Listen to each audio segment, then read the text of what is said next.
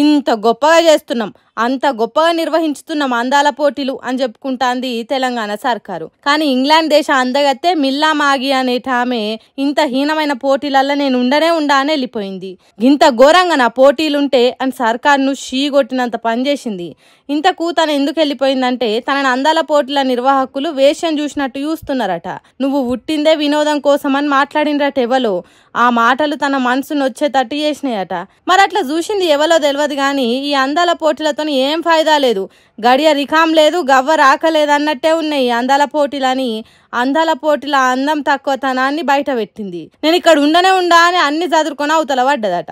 మరి తనను వేశ్యాన అన్నదెవలో, తన మనసు బాధపడేటట్టు చేసింది ఎవలో తెలుసుకొని వాళ్ళకు శిక్ష వేస్తారో, లేకుంటే ఎవరు ఏమనుకున్నా మేము అందాల పోటీలు నిర్వహించుడు పక్కా అన్నట్టు చేస్తారో చూడాలి.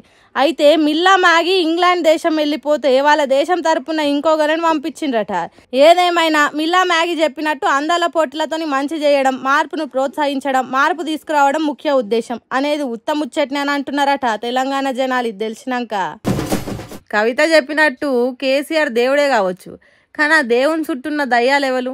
ఇంతకు ఆ దయ్యాలు ఆడి దయ్యాలా మగ దయ్యాలా? ఆ దయ్యాల పేర్లు కవిత బయట పెడతదా? అయితే ఆ దయ్యం సంతోషరావు కావచ్చునా, లేఖను బయట పెట్టింది ఇంకే దయ్యం ఉండొచ్చునా అని అనుకుంటున్నారట చాలా మంది. ఇప్పుడు సోషల్ మీడియాలో అందరు హ్యాపీ రావుగా పిలిచే సంతోష్ రావే కేసీఆర్ కు పెద్ద ఎత్తున నష్టం చేసింది, అందుకే కవితకు అంత కోపం వచ్చిందని అంటుర్రు. కవిత రాసిన ఉత్తరాన్ని కూడా సంతోష్ రావే లీక్ చేసిండని, 10 మందిల పార్టీ పలసగా అయ్యేటట్టు చేసింది అతగాడేనని సాటు గుసగుసలు కాదు బయటికే మాట్లాడుకుంటున్నారట.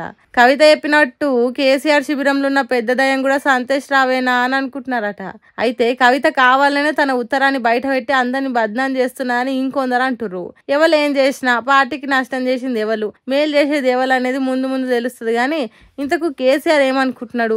పార్టీని తప్పుదో పట్టించేది ఫలానోళ్ళు అనే క్లారిటీ తనకున్నదా? ఉంటే కేసీఆర్ కవిత దిక్కుండి కాపాడతాడా, లేకుంటే సంతోష్ రావుకు సంతోషం కలిగేటట్టు చేస్తాడా? ఆ దేవుని చుట్టూన్న దయ్యాలు గెలుస్తాయా, లేకుంటే ఆ దయ్యాల పీడ విరగడ చేసే అరుంధతి అవసరాన్ని కవిత ఎత్తి అందరి ఆట కట్టిస్తుందా అనేది కాలం గడిచే కొద్ది చూడాలి తప్ప మనం ఏం చేయలేం.